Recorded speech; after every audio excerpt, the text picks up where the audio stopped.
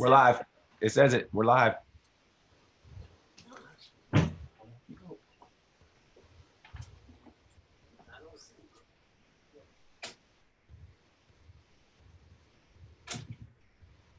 Hey, Mom. Yes. Hit gallery view. Do you see that? Or speaker view? Where would it be? Kind of towards the top right corner. Because if not, it's only going to show like Yep. one person at a time. Hit speaker view. Yeah.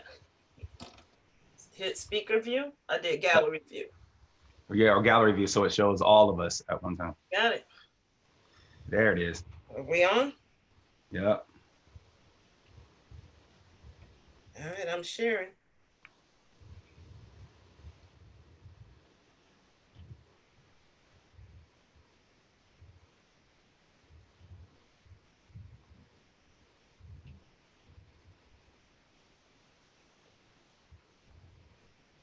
All right, give people a chance. Jump on. That's good.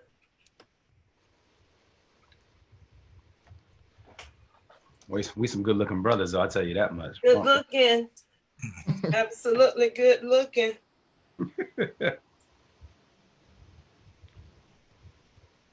right. Let me say, how can I mute you guys? Oh, Mom about to mute us already. Oh my gosh. Give me 1 second. Levi's screaming.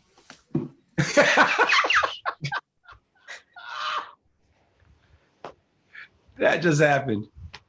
Ladies and gentlemen, Welcome. my family. Welcome. Welcome. Ladies and gentlemen, my family. Wow. Okay, so how do I mute all of you? Do you need to mute us all?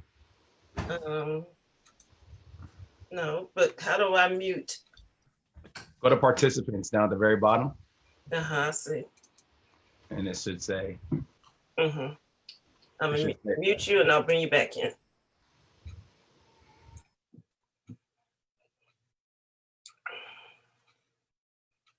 Now, how do I get that out the corner?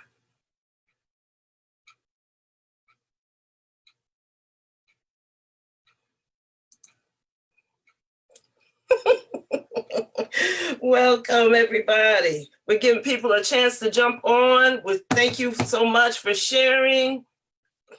We appreciate you sharing, letting people know what's happening. Thank you so much. Thank you so much.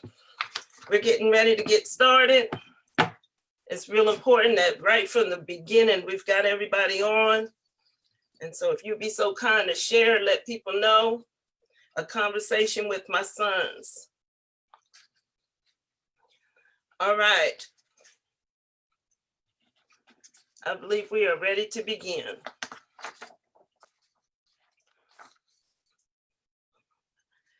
Hello, everyone. My name is Donna Porter.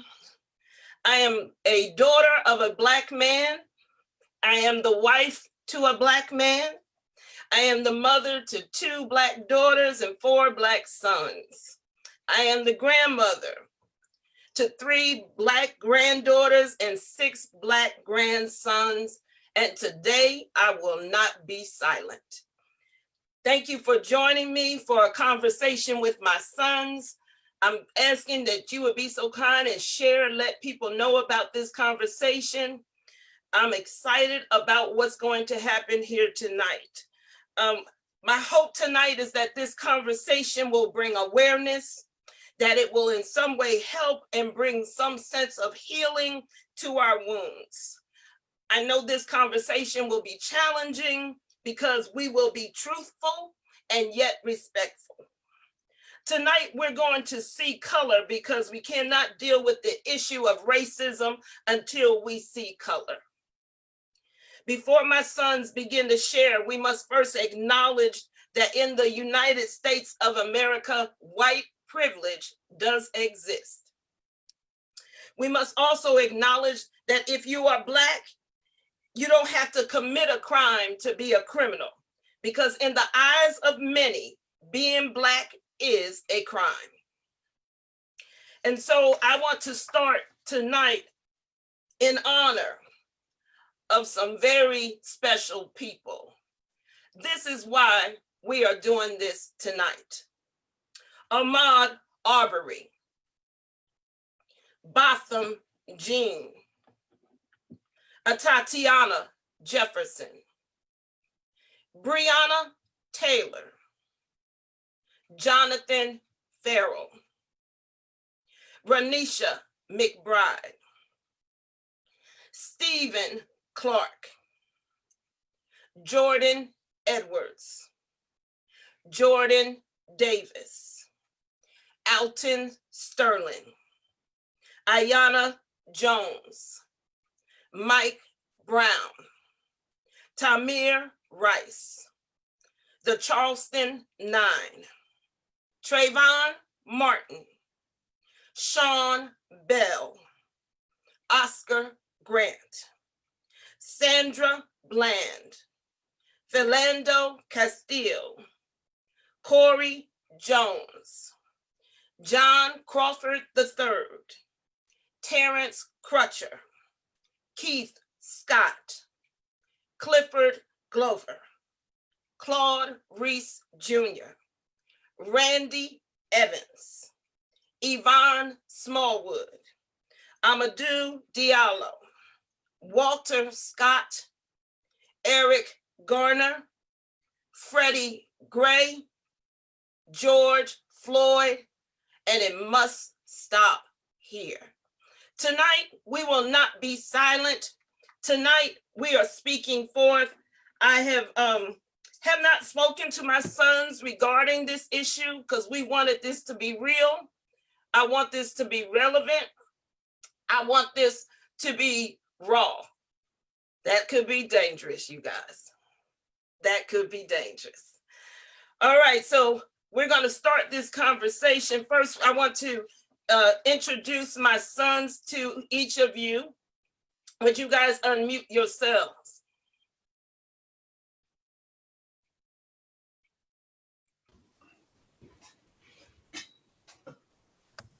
All right, let's start with Darnell. Hello, my name is Darnell Butler. I am the oldest of the sons and the best looking. Here we go, people. I just had to start us off right. I have married to Jessica and have 5 incredible children. Awesome. All right, David. And I live in Tampa, Florida. Absolutely. David. David Butler, second oldest, currently residing in Los Angeles, California. All right. I call him J.R. William Jr. Hi, I'm William Jr. I reside in Burlington, North Carolina, and I am the third oldest. Yeah. Third oldest son. All right, Joshua. Hi, I'm Joshua Porter. I'm the youngest. I'm a senior in college, and I reside in Raleigh, North Carolina. Awesome.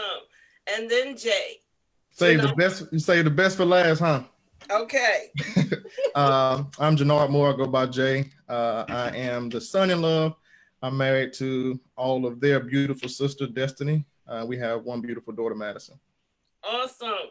And I am so excited. And they are all my favorite sons. All right, so we're so excited to have everybody with us tonight. And again, I want to establish that we're going to talk truth tonight. They're going to have an opportunity to share their hearts. I'm going to ask them some questions. They are not aware of what I am going to ask them, but they are also going to have an opportunity to just share with you guys. Again, our purpose tonight is to bring help, to bring healing. We understand that within this time frame, we cannot fix everything, but we believe that this is something that must be done. And I'm very excited to have you guys with us in this conversation. All right, so again, I want to establish these 2 truths. Before my sons begin to share, we must acknowledge again that in the United States of America, white privilege exists. We must also acknowledge that if you are Black, you don't have to commit a crime to be a criminal, because in the eyes of many, being Black is a crime. We want this conversation. We know it's going to be challenging, right? This is not a conversation just for Black people. This is not just a conversation for white people. This is a conversation for all people. And until we get to the place where we can have the conversation, we will not see change. And so I'm excited about tonight. So my first question tonight is, and I'm going to ask my sons to raise your hand and open your mouths on this, and you can do that all at the same time, okay?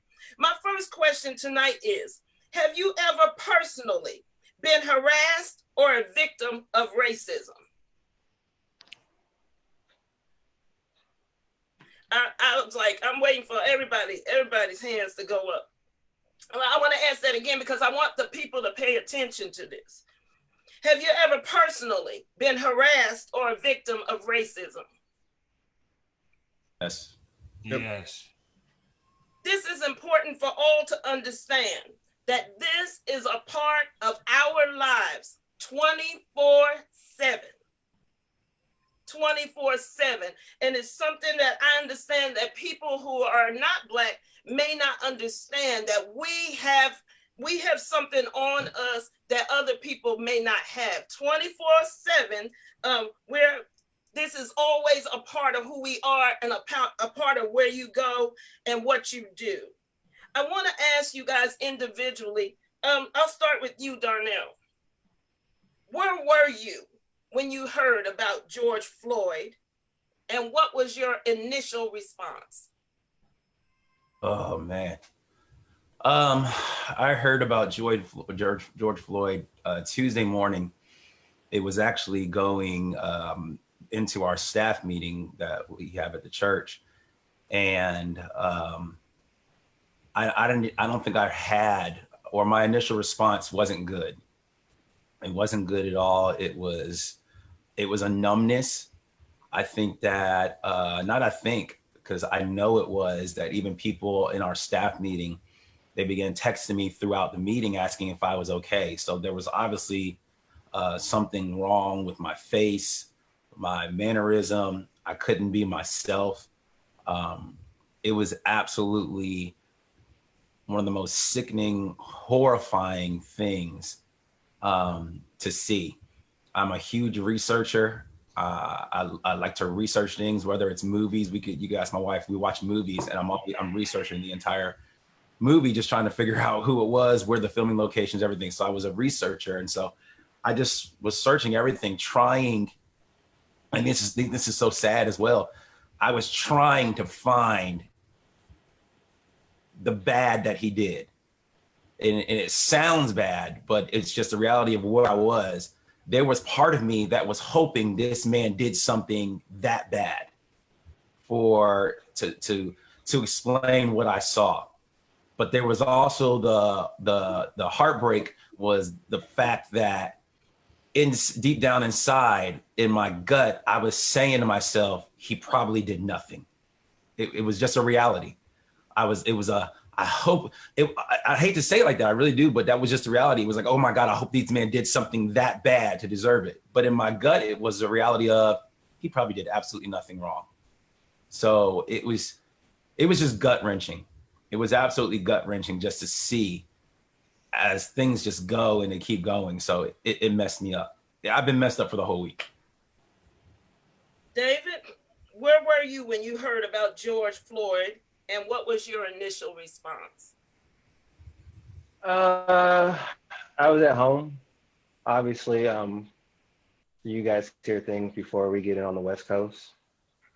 So I woke up and checked the group chat. I think the first thing I saw was the police killed someone.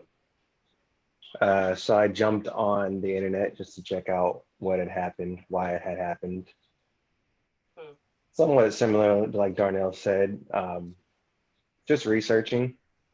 I don't think my reaction was, I hope he did something wrong. I was more alerted to my second reaction, the reaction to the first reaction, Um, my first reaction was just like, another one. Mm. And then later on, I reacted to that reaction of how somehow, in order to continue to survive in this world, I've had to make it a mindset to not have a large reaction to when this happens, Mm. so that I can have some balance in my life, knowing that the next one's coming too, if that makes sense. And that's probably what frustrated me the most, is knowing that I have to try to keep myself from going too high to prepare for the next one. And that's what really frustrated me.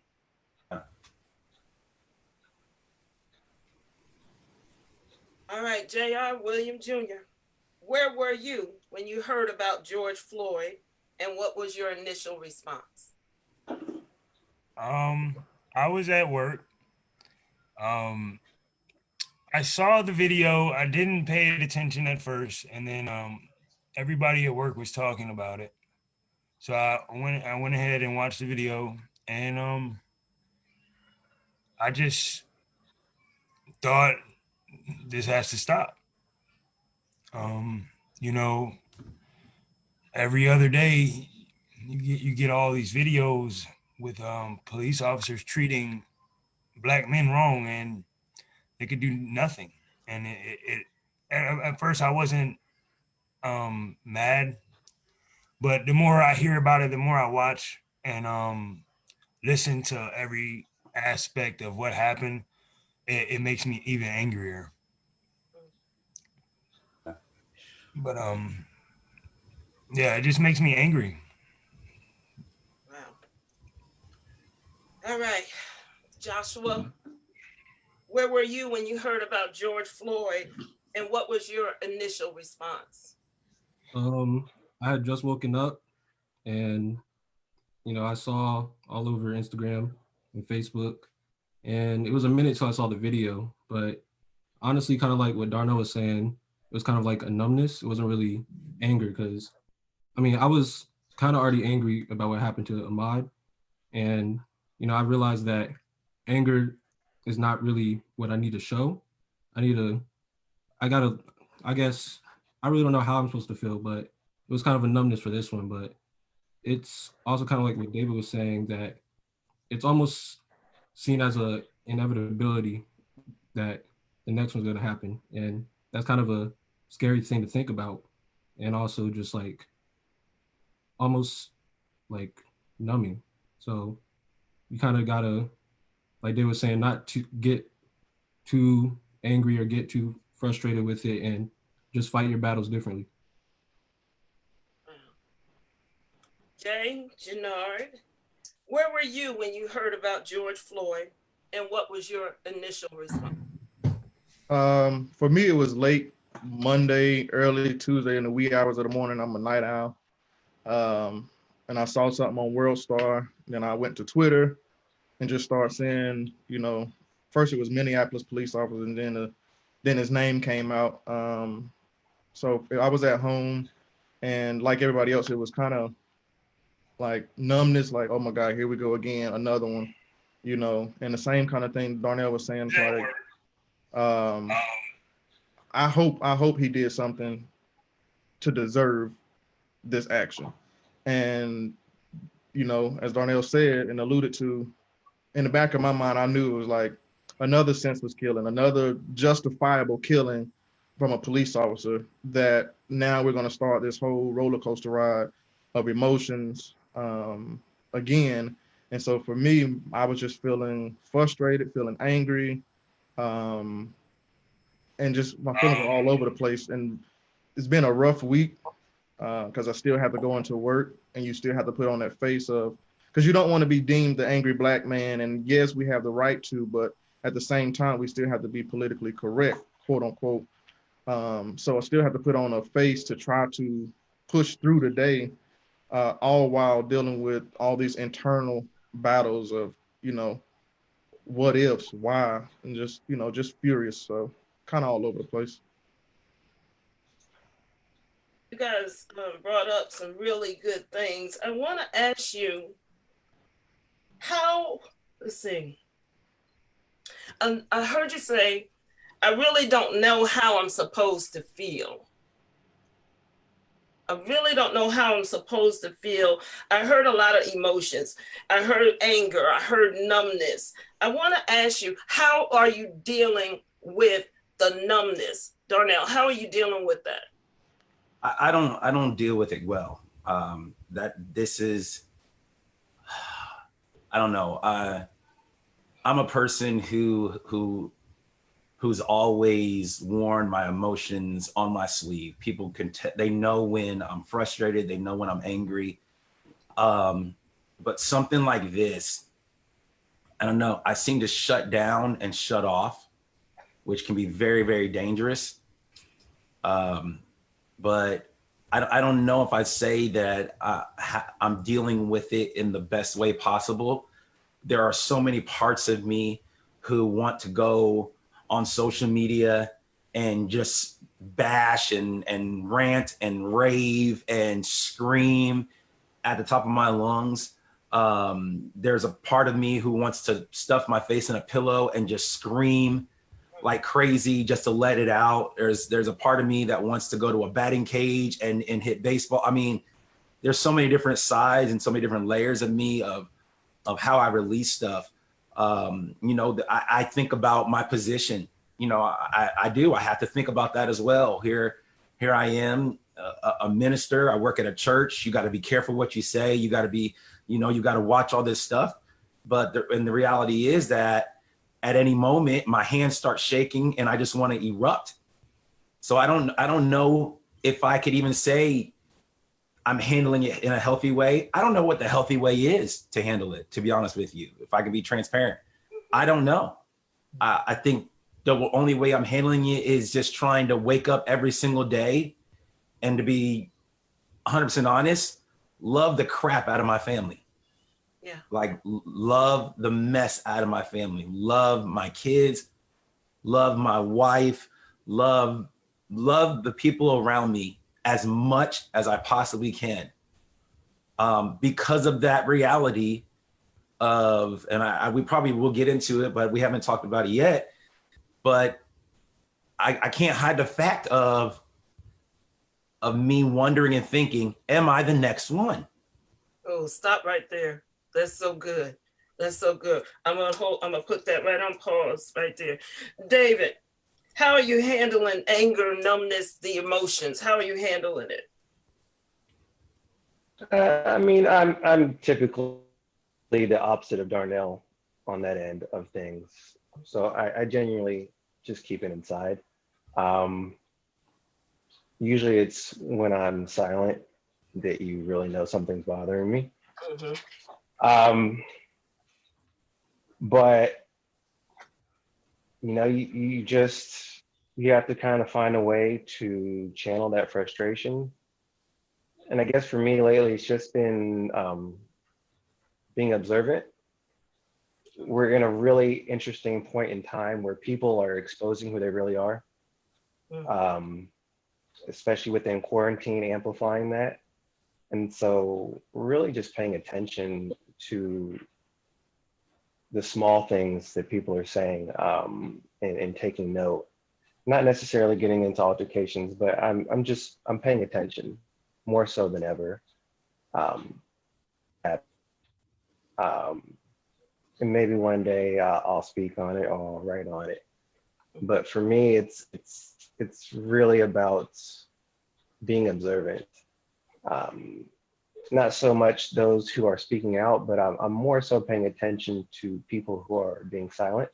Wow. Um, because the more that this happens and the more you realize who's brave enough to speak and who's not, you got to kind of start aligning yourself really with who you want to be around and who you want to keep in touch with and who you don't.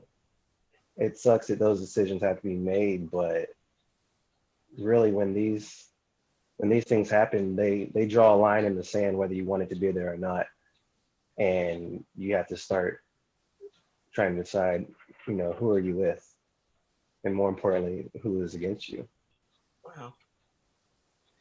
All right, JR, how are you handling the emotions, the numbness, the anger? How are you handling that? Well, I'm not like David. I'm not quiet. I talk to my coworkers about it. I try to talk about it. I don't care if you're a different skin color. If you feel interested in talking about it, I'm going to tell you about it and how I feel about it.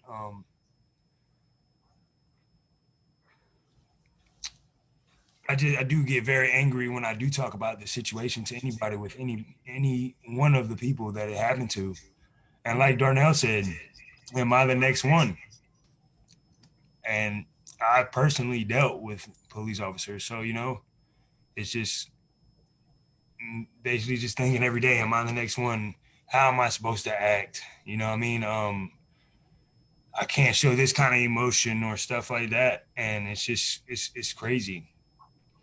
It's I don't even know the word for it. That's good, sir. All But right, Joshua, are you done? I'm sorry, sweetie. no, you're fine, ma. All right, Josh, how are you handling the emotions, the anger, the numbness? How are you handling it? I'm kind of like how David said, I don't really show how I feel, like, through myself, but um, a lot of it is just, praying and like trusting and more of music. Like I wrote a song called Streetlights about this exact situation. And, when I found out about George Floyd, I put out a video of like people that have dealt with it and released the lyrics and released the music. And I just thought it was very interesting too because I released the song 7 months ago, but it didn't. Nobody really, looked at it. But now it's being looked at by a whole bunch of different kind of people. But it's just very interesting to see when people choose to care, like not people of color, but just, you know, the the other people. They're out there talking about it, whatever. And kind of like David was saying too, you kind of got to pay attention to what's not being said more than what's being said. Like I have people that don't comment at all, and to be honest, that's almost as worse as saying something, you know, against it. So you kind of got to watch who you just got to watch and just be cautious. And I'm kind of different because I don't really worry if I'm the next one because but more of other people. Like for example, like Cameron and Gavin, like those probably some of the closest people to me, and they're like the closest things to like sons to me. Like I would look out for them. I hit them up, tell them make sure you're being safe, all this stuff.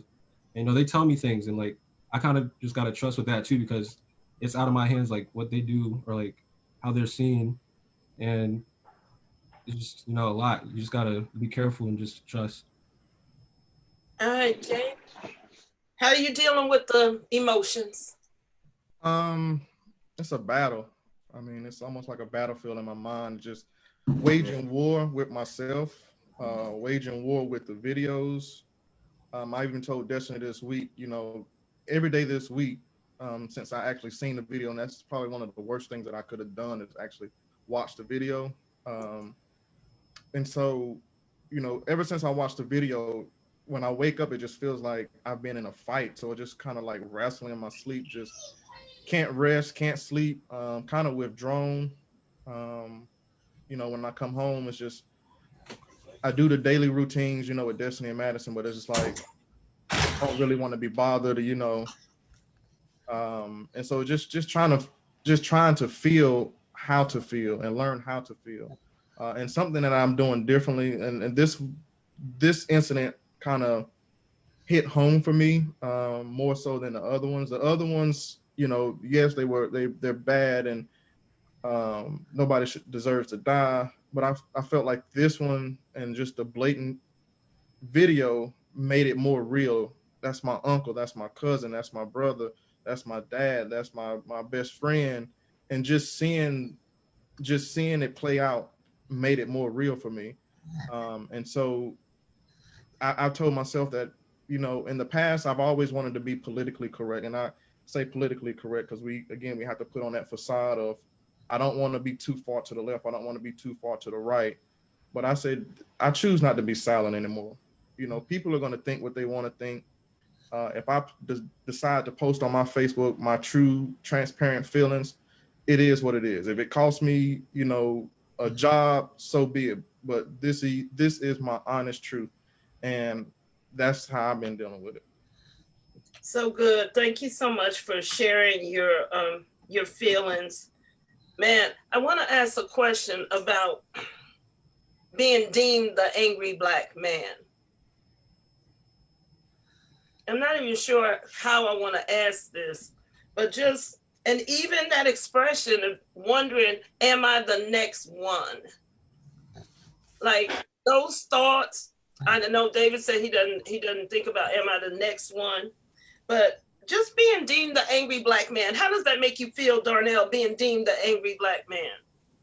Or being looked at in a negative way just because of the color of your skin?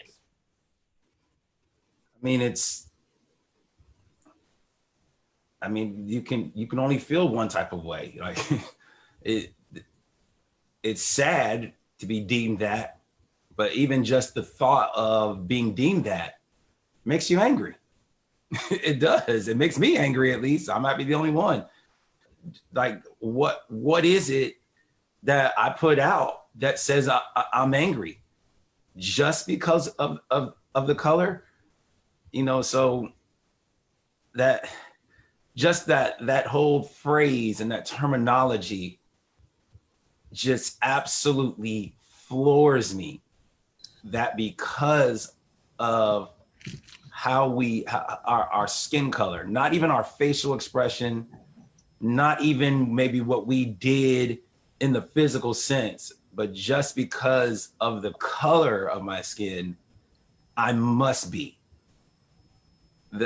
I can't even comprehend the how behind that. I can't comprehend the how behind it. You know, we grew up and we heard stories about slavery and the things that our ancestors went through and our grandparents went through, and some of us, our parents went through. And you think to yourself, growing up, like, oh man, I'm glad that's over. Right. I'm glad I don't have to go through any of that. And here we are now seeing this entire, and it's a difference. It is 100% a difference because we're not in slavery. You don't have papers on me. You don't own me. You can't sell me. But yet I'm still the one who's wrong.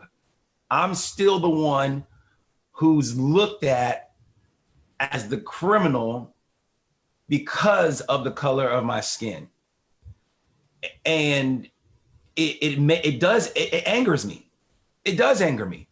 Now, everybody doesn't show their anger the exact same way. My anger doesn't mean I'm about to go out and throw a trash can through a pizza shop, Radio Raheem, whatever. You know what I'm saying? It's not, everybody doesn't show the anger the same way. But it angers me that we even have to think that. And I think it's a different feeling once you become even a father. Yeah, I want to take that part because I got a question for you, for those of you who have children. So okay, I'll wait. I want to save that part right there. Because my fingers are tingling. Okay, David, that the perception that other people have of Black men. How do you feel about that? I mean, I don't think about it too much as far as how they perceive me. I definitely worry about it in general because that's how these cases come about. The perception of an angry Black man is generally how these things lead to violence. When they approach a Black person on the street, they already have the perception in their mind that this is an angry person, this is a violent person.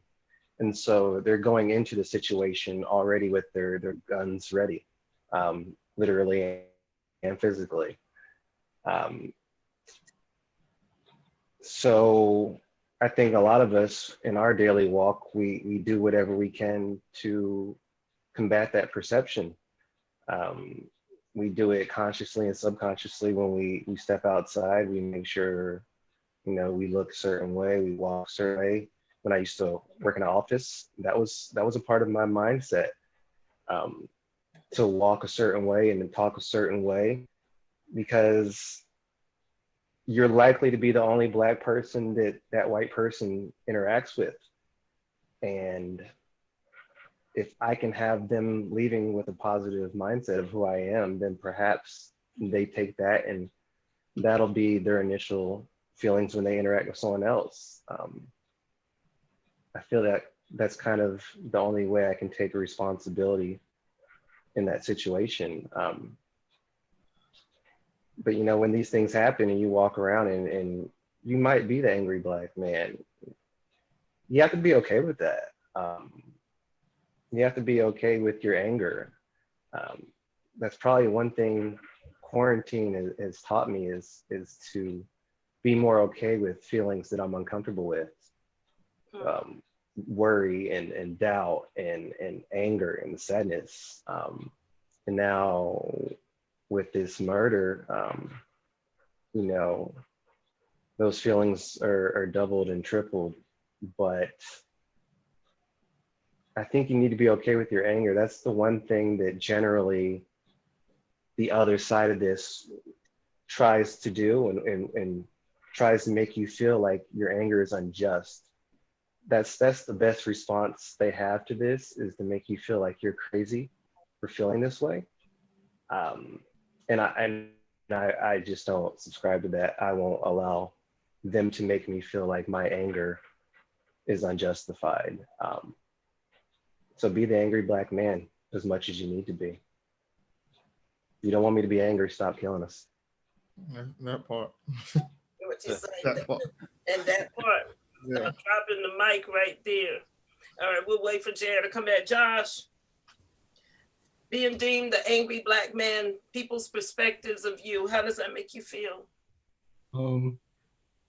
It makes you feel mad, like Darnell was saying, but that's the thing. Like, either way, you're gonna prove something. Either you're gonna prove them right or you're gonna prove them wrong, and it's kind of hard because you know you want to prove them wrong, but they're saying this stuff, and it's also just the thing that really makes me angry is just how different things have to be for us. Like, I remember growing up a lot, like I would want to wear certain things, and you know, you would tell me, no, I can't wear it. Like, go out like that, and it's just crazy that I can't, because you know, if I do, I'm gonna be looked at a certain way, uh, rather than if somebody else went out that way, you know. And it's just like, it's just crazy that things are like that, and people still ignore it and act like, you know, we are equal, or that every, you know, racism and all that stuff is dead or like not here anymore. And it's just really wild to see everybody's perspective, and just really, I guess, either way, you can't be right in their eyes, because you know, if you are the angry Black man, then you're wrong, and then if you are the calm Black man, then you don't care. Right. Right. Wow. All right, JR, how do you feel about being deemed the angry Black man? People's perspective of you before they even get to know you.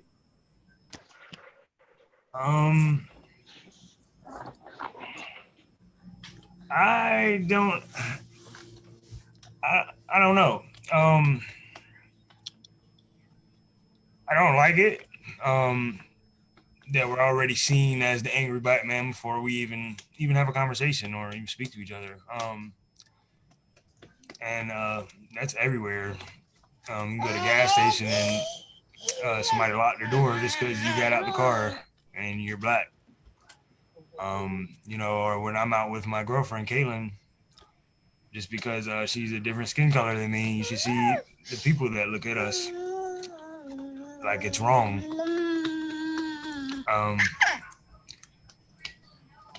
I don't like being deemed the angry Black man before I speak to somebody. I don't.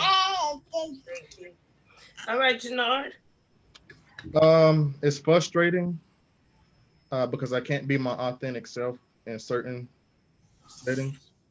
Um, and if am my authentic self in certain settings, then you have to tone down your rhetoric, or you have to assimilate and you have to talk a certain way. And we've all heard the term, you got to put on your white voice.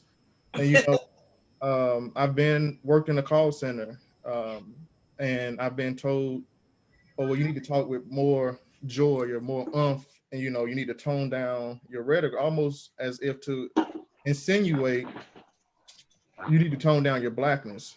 Now, in that situation, if I rebuttal that, then I'm deemed the angry black man because you're telling me now I can't be my authentic self.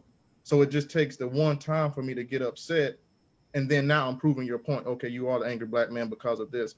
So even in corporate America, I have to walk a thin line. I can't get too frustrated. I can't get too upset.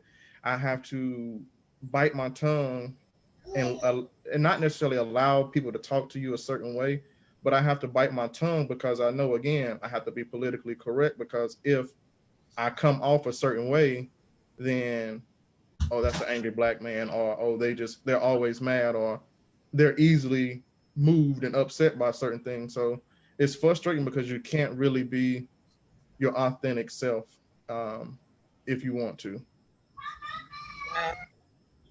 All right. So, in light of what's going on in our country and what your eyes have seen and what your hearts have felt, share with us, how has this impacted you? Are you doing something different? How has this impacted your life, Darnell? I don't want to go anywhere. I don't want to go anywhere. And they can call me a coward. They can call me a baby. I never thought I'd see the day where I was terrified to drive my car. It's impacted me that much, where I'm driving and I have my eyes in the rear view more than I've ever had before. I'm looking at my surroundings more than I ever have before. I definitely don't want to drive at night. I don't know why I feel like night is scarier. It's like a little kid. Like, I don't know. It's impacted me that hard. I don't want to go anywhere. And I definitely don't want my kids going nowhere. Wow. David, how has this impacted you? What you've seen, what you've heard? Again, me just being me, I just been thinking a lot about, life. One of the things I was thinking about last night is one of the first lessons I remember you teaching me was when I was a kid and we were getting ready to go to a store. You would always say, take your hands out of your pockets. Mm-hmm. And when I was young, I didn't really understand why you would say that. I thought it was the stupid in the world. But now, as a 36-year-old man, every time I go into a store, I take my hands out of my pockets. And it really just made me sad that one of the first lessons I can remember as a kid was about being aware of being Black. Mm. And I don't think people who aren't Black understand that, right, or even know that is the life we walk. And you're taking your hands out of your pocket because the assumption is you're going to steal. And I just wonder how I've gotten this far with my very first lesson being take your hands out of your pocket and manage to survive. I don't know. It's, they literally don't understand that we live in two worlds and we have to be conscious. We almost have to have two consciousnesses, two conscious, because we have to be aware of this part, but we also have to be aware of this part. And it's mentally draining. to be angry and not be allowed to be angry. And I know Darnell's going to talk about raising his kids, but at some point, probably already, that lesson has been given. When we go in this store, take your hands out of your pockets. Yeah, That's our life. that's our life. That's our life. All right, JR, how has this impacted you with everything you've seen, the things that you've heard? How has this impacted your life?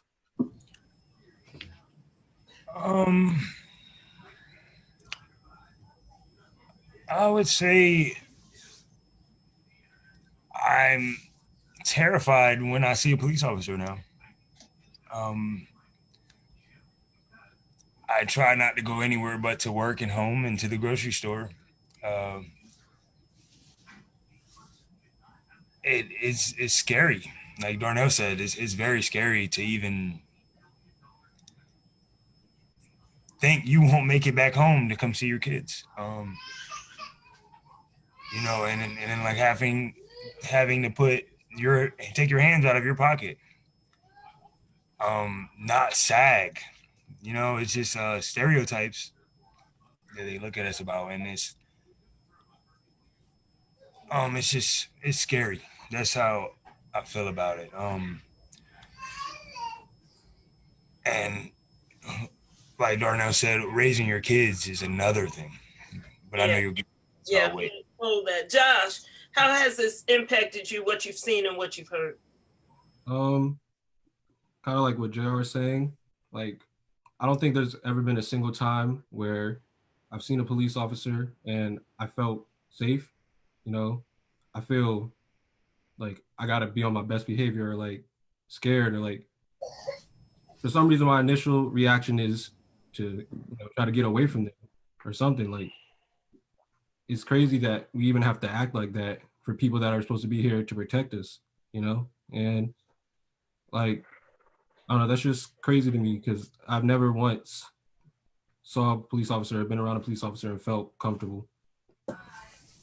And with the hands in the pockets thing, I still go through that too. Like, I'll be in the store with my girlfriend sometimes and notice that my hands are in my pocket, and then I'll say to myself, like, you gotta get your hands out of your pocket, and then take my hands out. And I'm like, that's crazy, like, that I have to do that. And like, I don't know, that's just insane to me that certain things we have to do just to be, safe, that other people don't have to do, or they don't even have to worry about or think about. And yeah, that's how I feel. Thank you. Jay, Janard, how has this impacted you? It's completely shifted my whole mindset on just my rights. And I'll just be transparent. You all know I have exercised my Second Amendment right, the right to bear arms. I have legally gone through all the classes, taken the classes, have my concealed carry. But every time I leave out of my house with my gun, and this is the honest truth, if I'm so afraid that if I get stopped, the wrong movement, because my civic duty says that if I'm a concealed carry member, I have to, by law, notify the police officer that I'm carrying a gun. And so even with me saying that to a police officer, I'm already at a disadvantage because I'm Black, but I'm already even at a greater disadvantage now because I'm Black and I'm telling you that I have a gun. So for me, it's just been like, I'm not even carrying my gun anymore. Wow. I've restructured the way I drive. When I drive now, my license and my registration is above my sun visor or in a little shade thing, because I don't want you to tell me to reach for or to get my registration, and then I go and comply, and then you shoot me and say, oh, he was reaching for something, and then God forbid I do have my gun in the car, and they say, oh, well, he was reaching for the gun. So it's completely shifted, the innate ability to be a protector. Yeah. I don't want to carry my gun. I don't want to carry a knife. I don't want to, have on a hoodie. I don't want to drive at night. I've even set up something on my phone to say, when I say, hey Siri, I'm getting pulled over. Oh, she's doing it now. uh, But yeah, but when I say, hey Siri, I'm getting pulled over, I set up my phone to do a shortcut. And and what my phone will do is it will automatically start recording. And I'm doing that for my safety. And as soon as the recording is done, I have a list of people that it will get sent out to. So it's just the small things that Oh no, I need you to show all of them how to do that. Yeah, I'm gonna do it. So in your You ain't got to show us now, Jay. Oh, okay. Look, yeah. But yeah, just completely restructuring the most minute things that people may not even think about. Like Caucasian people, they can have their registration in a glove box. They can have their license in their back pocket, and they have the liberty and freedom to reach for it. But it's just those small things that people don't even think about that we have to account for. So much. All right. I want to say something to the audience. As Black parents, we don't have a choice. We must prepare our children for being Black in America. All Black children must take the class called Being Black 101. So due to mass media, you cannot escape the racial tension and everything related to George Floyd. It's everywhere. It's on television, it's on social media, it's online, it's everywhere. Our children cannot escape it. I want to know, those of you that are parents, what are you saying to your children? Darnell, what are you saying to your children?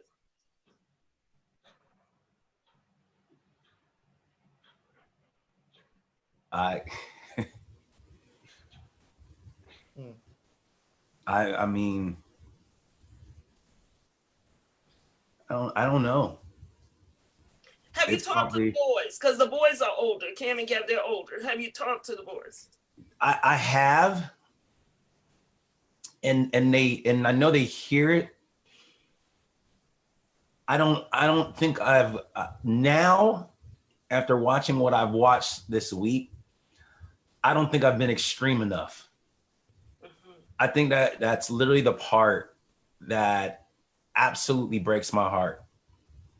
I was sharing, both my sons, they're 15 and 16. They're about to take driver's ed this summer to get their license.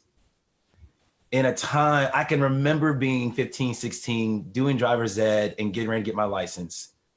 I was a kid in a candy store with my hands out my pocket. I was so excited. I mean, and I can hear it in their faces. Like I can hear it in their voices when I'm talking to them. They're so excited. But even this week, thinking about it, I am terrified for my son to get his driver's license. As a father who's been waiting this long and thinking about, oh, I'm gonna get him a car. He's gonna be able to drive. And as much as my wife and I say, oh my God, we can't wait for you to get your license so you can take your kid. This week has been another level for me. I am terrified for my sons to get a license. I'm terrified for them to get behind the wheel of a car. And it is so sad that I feel like I'm gonna associate every time my son gets behind a car as it might be the last time I see them. That thought process of this might be the last time. Or as much as people know my kid, Cameron is a jokester and he's funny. He likes to play. And if he jokes at the wrong time, if he's just, which is being himself, he's just, I'm terrified of it. How do you explain? I watched a video the other day, somebody shared it and I watched it. And it was this guy talking about his 4-year-old son trying to scratch his skin color off. He was trying to scratch his skin color off his hand. And when his dad asked him why, it was so he could live. How do you comprehend? How do you explain that? How do I explain that to my 6-year-old son who is viewing life so joyfully and just wants to jump in the pool and just wants to have his little white friends come over and play. And who my other sons who just want to be able to get a car, take a girl to the movies, go out with their friends. And it seems like I have to be that bad parent who won't let them go, but I'm doing it because I want my kid to live. Right. Like, how do you explain that? How do you explain the stuff that I was able to do and didn't have this much of a problem when I was 16? How do I explain, oh yeah, all that stuff that I told you about, that fun stuff I did, you can't go do that? How do you explain that? I watched a video today of a dad showing his son how to play dead. He was showing his son how to play dead. And he said, if you just stop breathing, stop moving, and try to soak it in for like 2 minutes, they'll think that maybe you're dead and maybe they'll let off. How do you explain that to your son? My. Like, I get it. Darnell, we already know it. Darnell's probably the most emotional brother there is out of all these brothers. I am. I already know it. I'm a crybaby. I'm the emotional guy.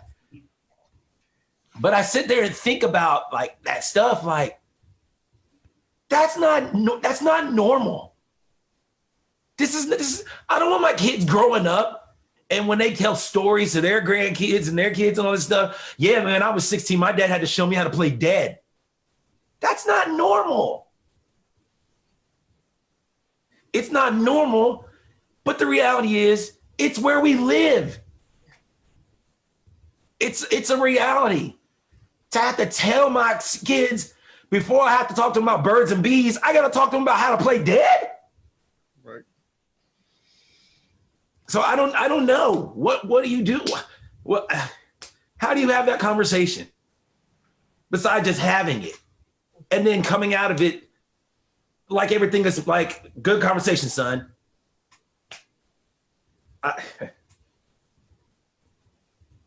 JR, you're a dad.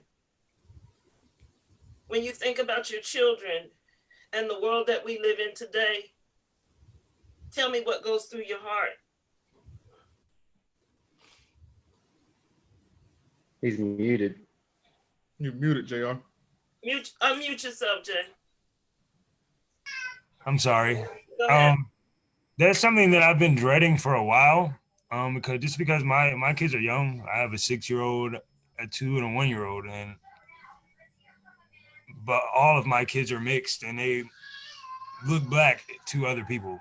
But I don't know how I'm gonna even go about trying to tell Micah or Levi about why they have to act a certain way around a police officer, why they can't go in the store and put their hands in their pockets, why you can't have 4 people in your car riding around when you get licensed.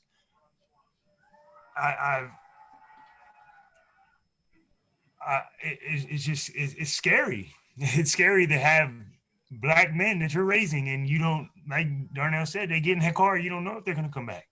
So you don't want them to leave and you look like the bad parent. And right now I have just been keeping mine in the house. That's the only thing I know to do until it comes time that I need to tell them what to do. So good. And it's sad that we have to tell them what to do. It's sad that we have to tell them what to do. Jannard, you've just got your first little one. Right now, I'm just trying to tell her to stop pulling on the outlet. So we have a long way to go, but I mean, that's something I've been thinking about. And because once you become a parent, you think different. Absolutely. And it's not even necessarily about my own child just solely. I have a different view of children and from a parent's perspective, and it's thinking about Cam and Gab. I've been thinking about them all week, thinking about my brothers, thinking about my cousins, and it's just, even if you aren't a parent, we have people in our lives that, as an uncle, you have to have these conversations with people. Yeah. As a parent, we have to have these conversations with our kids, and it's a daunting conversation, but it's something that unfortunately we have to have. And so I'm not ready to have that conversation. I've talked to my nieces, my nephews. I've talked to my mentees. I actually called one of my mentees in Louisiana this week and was like, man, just make sure when you driving, go where you need to go. Don't be out just lollygagging. You know, and it's sad that we have to do that. It's sad, like Darnell said, that we grew up in a time where if we want to go to the mall and walk around the mall for 2.5 hours, 3 hours with a group of our friends, we could do that. But now our kids are not even going to have that luxury because they're looked at as thugs, and you know, 4 or more, you are considered a gang. And so they, you know, I don't want to have, I'm not ready to have that conversation with Madison, you know, when it comes time. But Well, what do you want people to know who are not Black? If you could give a message to people who are not Black, what do you want them to know about you? What do you want them to know, Darnell? Here's your opportunity. There's so much I want them to know. Go ahead. First of all, I want them to understand something. I'm a Christian and I love everybody. But don't say you understand what I'm going through. Stop saying stop saying you understand. Stop saying I feel your pain. Stop saying, because you don't. That the reality is I appreciate your prayers. I appreciate you standing with me. I appreciate you fighting for, you know, justice. I appreciate all that, but you don't understand. You can't understand. You can't. You can try as hard as you want. You can be my very best friend and tie your shoelace to my shoe and try to walk where I walk. The reality is that even with your shoelace tied to my shoe, it's a different step than the one I took. It's you cannot understand where we are as a people. You don't have the past. You don't have the ancestors. You don't have it. Doesn't mean we love you less.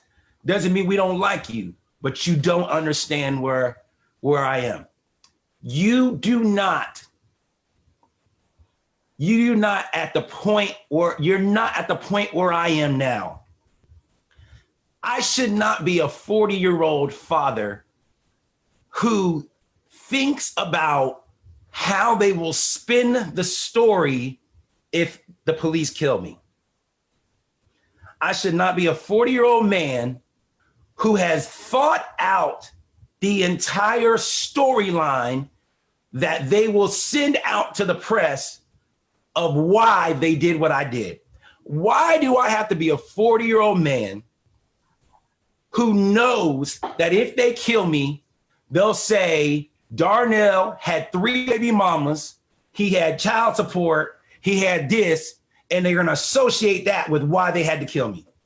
Why am I at 40 years old thinking about all that?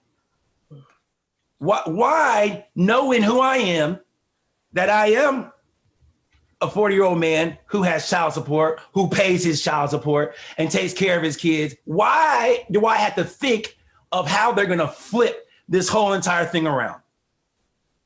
I'm sorry, I'll say it like this. You are white and you are not thinking about that. right. I think about that. Every time I get in the car, have to go somewhere without my kids, without my family, I think about, is the next time they hear about me gonna be from a Facebook video? Is the next time they hear about me, am I gonna, or as my sister said, am I gonna be the next hashtag? Is that how they're gonna remember? Is that how they're gonna have to hear about their dad? Is that you cannot understand what we're going through. You can't. You cannot possibly. David, what do you want people to know who are not Black?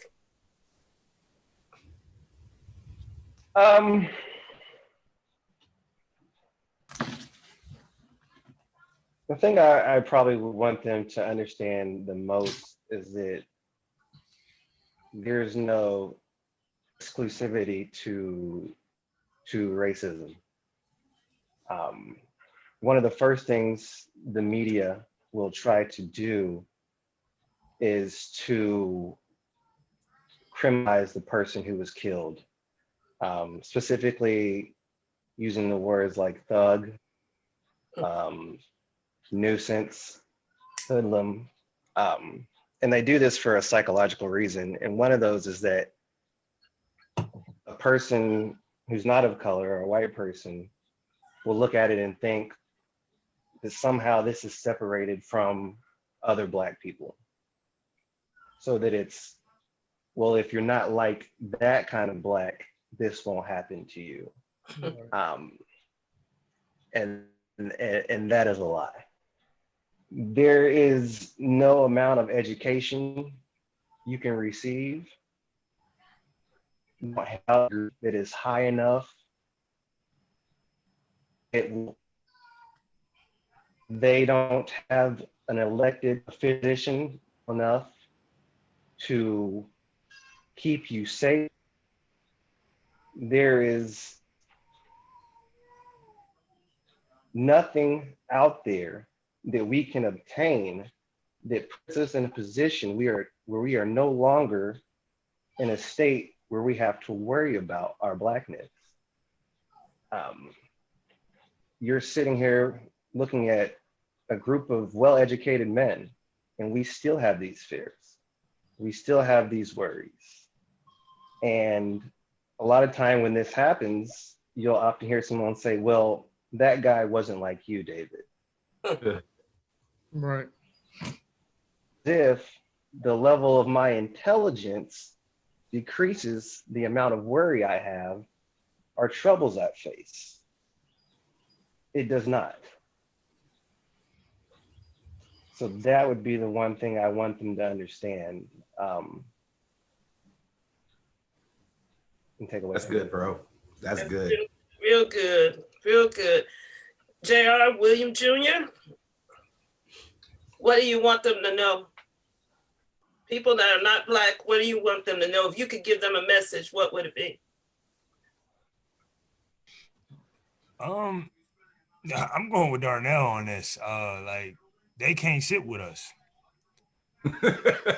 and I come from both sides, so you know what I mean. And I'm mixed, so if you look at it, I can go up to a police officer and they just look at me as a Black man, and they can't fathom how we feel about this situation, because when a police officer pulls them over, their heart doesn't beat out of their chest. They don't think about, who do I need to call? What do I need? I need to put a recording on. They don't do that. So I don't really think that they will ever understand. And I'm gonna just stay with, they can't sit with us. That's all I'm gonna stay with. Joshua, what would you want them to know? People that are not Black, what would you say? I want them to know that it's different and it's not okay. Just everything. Like last year in college, I had two roommates. I had one who was Black and one who wasn't Black. And I remember, like, these are real conversations he would have with us. He would say to me and my roommate, "Yeah, how come I can't say the N-word?" and stuff like that. And we were just looking at him like, "What are you talking about?" And he was like, "It's just a word. Like everybody uses it, all this stuff." And that's just crazy to me that they would even feel comfortable enough to even ask us if they could. Because I've had multiple people, try to make it seem like it's just cool, or like I've heard people say it before and like just I don't know how to react, because if I get angry and like hit you, then I'm bad. Or if I just sit there, then you're gonna think it's cool. So how to go about that. And other stuff too. Like I was just talking to my girlfriend yesterday and I was telling her that if I was to get pulled over, I honestly don't even know when I should even pull out my phone, or like if I would even think of doing that, because I have so much going on. Like I'm trying to make sure I'm not looking suspicious or doing anything that would trigger the police officer. I don't want to pull out my phone and then he thinks, okay, like he's already assuming I'm gonna do something, so I'm gonna, you know, respond differently and stuff like that. It's just very interesting that we have to think about this type of stuff, and they don't. Like, they can go drive, get pulled over, and be okay, and see a police officer and feel safe instead of fear. You know, that's just crazy to me that they don't even recognize the difference. Like, it's almost like as if, you know, they're blind or something. And another thing that's crazy too is this year I had a room of 7 people and only one of them was white. And there'd be times where, you know, we'd be walking around campus and, you know, with our one white roommate, and we would joke and be like, or when we go to the city, we're like, thank God we have you with us, because, you know, police officers, well, you have you, so they're not about to say anything to us, you know. And like, it's crazy that we joke like that or like say things like that, that we have to feel like since we have our white friend with us, we're safe. Or if he wasn't here, those police officers probably would have did something completely different and all this stuff. And it's just crazy that we have to do that type of stuff. Jannar, what would you want to say to people who are not Black or even brown? What would you want to say? Well, first thing, I want to address something Josh said, because you know, and I'm big on safety, and I'm big on, you know, because I do carry, so I play all these things out.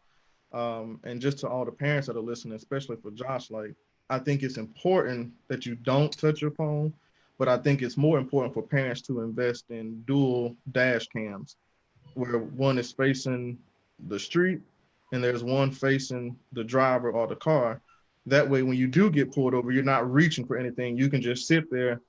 Your dash cam is uploading to a cloud somewhere, and you're not making those sudden movements. Because, as you said, if you make a sudden movement, then you're reaching for your phone, and your phone can be seen as or thought to be seen as a gun. But the thing that I want people to understand, and I'm just sitting here trying to articulate it, or think about how to articulate it. I do want people to understand, though. I agree with what Darnell said, and I agree with what JR said, that they can't sit with us. However, there is a level of understanding that the other race must come up to.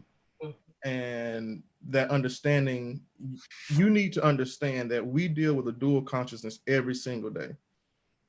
My Blackness, my political correctness. My Blackness, my political correctness to get me home safe at night. And I think people don't want to understand it. They want to just run to that narrative of, oh, well, such and such got shot and CNN said he was a thug.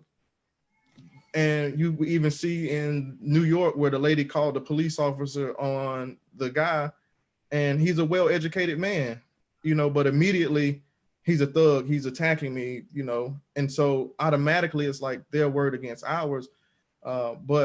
And I even think about myself, like, obtaining a PhD is a blessing and a curse. I'm working on my PhD. With all the education that I have on paper, I'm still seen as a Black man and seen as a threat. Education doesn't matter. It doesn't, if I get pulled over, my doctorate degree will not matter to a police officer in that moment. And that's something that we have to deal with. I want people to understand that, again, we live every single second of our lives in a dual consciousness. I'm doing real good. I got a hanky next to me. I thought I'd be sobbing by now, but I'm doing real good. I'm doing real good. You got this whole Oprah Winfrey thing down. You watch a lot of Oprah. Thank you. I want to ask you guys, because I know all of you have gifts, your talents, education. I know, Jay, you've got an IM program, a mentoring program. David, you got films, you write, you got poetry, you got creativity, Darnell, songs. Josh, all of y'all got things going on. All of you are gifted, talented young men. So with all of your gifts and talents, what will you do with your voice about this, about racism, about what you're seeing in America? What will you do with your gifts and your talents? I guess even as your mom, I'm putting a demand on my sons to use your gifts to make some noise. What will you do with your voice, Darnell? Yeah, I'm definitely interested in doing more collaboration, because as much as we say we have gifts and we have talents, I know my gifts and talents only go so far.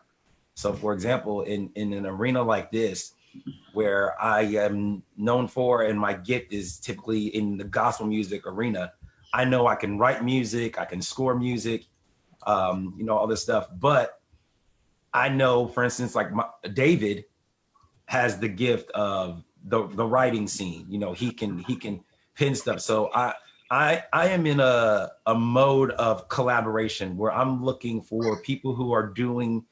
I would love to collab with people who are doing some positive things, whether I'm just doing scoring for music for it. That for me is the way that I can contribute to the noise, if that makes sense. I know I won't be the person with the megaphone standing on the steps of the courthouse yelling and screaming. I just know that's not me. It doesn't mean I'm not with you in spirit, but I just know who I am. And one thing that I've always learned, and I preach it even in the church wide, and I'll take it out in the secular world, is I stay in my lane. I do what I know I'm good at. And so I would take what I'm good at and I'd say, let me collaborate. I'm an artist. And so the way we get things out is we write, we put things out, we put music out, we put songs out, we do those types of things. That's who I am as an artist. And so that's how I would say I would contribute to the noise, is who's doing the next big film, who's doing the next big short story, who's doing the next big thing and needs music for it. Because I think that while I may not be able to write the words that need to be said, one of the gifts that I have is I can probably, and this is gonna sound really weird, I can probably get my anger out and you'll hear it in my music, if that makes sense. Like, I think if I could probably, based on our conversation we had today, I could score this entire conversation. I have a gift, I believe, in finding the highs and the lows. And I probably could have done a music score to this whole thing where I started crying and probably played some nice little whatever stuff and somebody got angry and I could add some stuff. So that's the noise that I think that I can contribute, is finding a way to collab and throwing. That's my lighter fluid that I would help throw on the fire. Awesome. David, how are you going to use your voice? I mean, honestly, Mom, I'm not really focused on using my voice. Lately, I've been more focused on using my actions. I answered earlier, one of the things that I've been doing after this happened is just paying attention to certain things. Even when quarantine happened, just observing a lot, just quietly observing. One of the things that I've noticed is how important local government is. And I've been blind to that. When you're waiting for things to open and all of a sudden governors are making these decisions. The people we that's something that, Right. yeah, I never for local government votings, and that's something that I've been paying attention to. So good.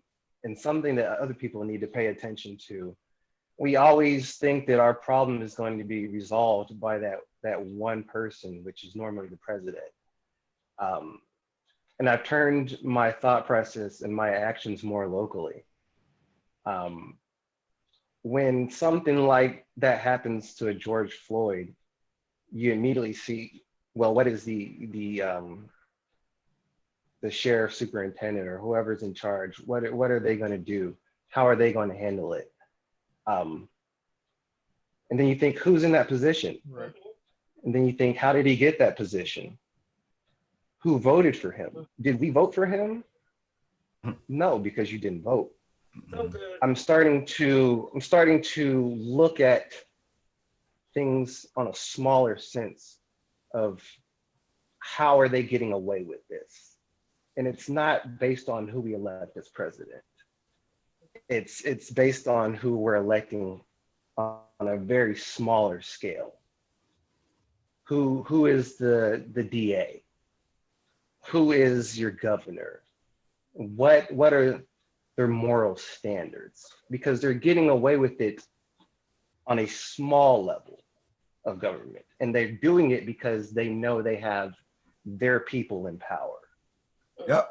So words aren't necessarily going to start correcting this. Actions are. I love this. Why aren't we running for sheriff? Why aren't we running for mayor? Why aren't we running for governor? Why aren't we seeking control of our neighborhoods? The president is such a large scale. He's looking at these things globally. We need to be more concerned about our community and the things that are immediately affecting us right where we are. And that will be done with action and not words. That's something I've been paying attention to a lot, looking at when the next voting is for anything. I don't care what it is. If you're in my city and you're going to have some sort of power, I am now focused, I'm paying attention, and I will hold you accountable. And that's David for city commissioner. David for city commissioner. Hey, we just got a few They more. they're only doing what they think they can get away with. Yeah. David for city commissioner. I need you to go very quickly, Joe. We got a few minutes left. How are you going to use your voice? What are you going to do? Or your actions? What are you going to do?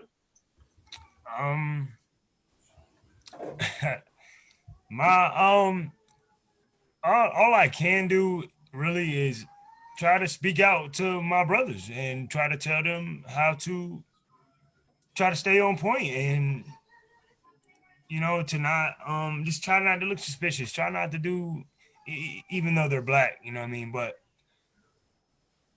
just try to do things the right way. Listen to the police officer when he tells you to do something. If he tells you to sit down, put your hands behind your back, do what he told you to do. Because we want Not you saying that he did not do that, not saying that right. he was wrong. Just saying to try to bring down what is going on, you know.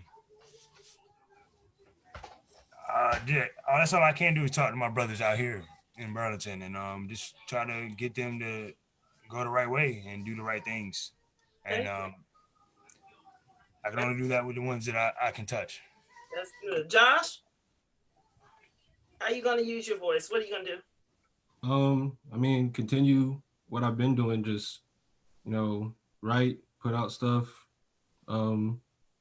just keep bringing awareness to it, and also just, you know, just squashing like any beef or anything I have with anybody who's the same color as me, because at the end of the day, we don't need to be fighting each other because, you know, we're fighting, you know, to be equal. So that's just another distraction that they hope we have, is to turn on each other before we can even get to them. So Good. we got to continue to know there'll be times where, you know, I'll see an altercation that I could have, like, you know, I almost get in and like, you know, it's not even worth it. Like, I don't have time to be fighting you. We need to come together and change what's going on, and, you know, just continue to let my voice be heard through, you know, music, videos, whatever I got to do, you know, just to make sure that we're all on the same page and continue to really try to make a difference. You know what? Really quick, only thing I can see myself doing is speaking out my truth publicly, whether it, you know, reaches the masses, but I know it can reach one person. And then also just mentoring and giving back to my community, going to the Title I schools where impoverished Black and brown students, you know, reside, and, you know, being a positive mentor, being a positive role model, talking to the kids who don't have fathers at home to say, hey, this is what you do when you get in this situation. You know, so standing in the gap for those who don't have. So good. I want to do two things as we close.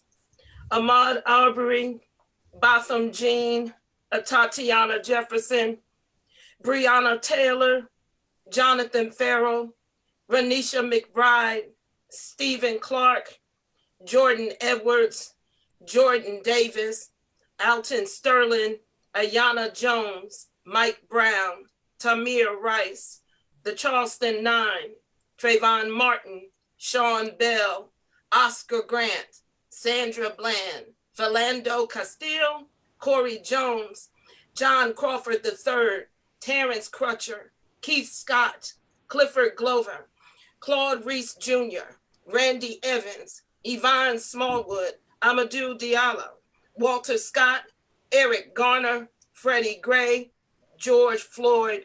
This was in honor of you. I have something in my heart and I want to announce this tonight. I believe that I'm going to do 2 more of these. I'm going to do one of mothers with Black sons. I think that conversation needs to happen. Mothers with Black sons, and all of these mothers will not be Black. I also want to do one on the church and racism. I think that's real important as well. And so I want to say something to all the Black men out here before we close tonight. First of all, I want to thank my sons for a phenomenal job. I am so proud to be your mom. But I want to speak something to all of the Black men. And I want to thank all of you who are watching, who are not Black, but you care. You care. Take this message out to other people. Thank you for listening to us. Thank you for showing up for us. Thank you. And now we ask that you try to have an understanding, have conversations. Let's have conversations. And I want to close in honor to all of my Black men. Dear Black man, I respect you. I support you. I value you. And I love you. Dear Black man, you are kings. You are loved. You are magic. And your life matters. My name is Donna Porter, and I approve this message. Thank you for joining us for a conversation with my sons. Good night, everybody. David for president.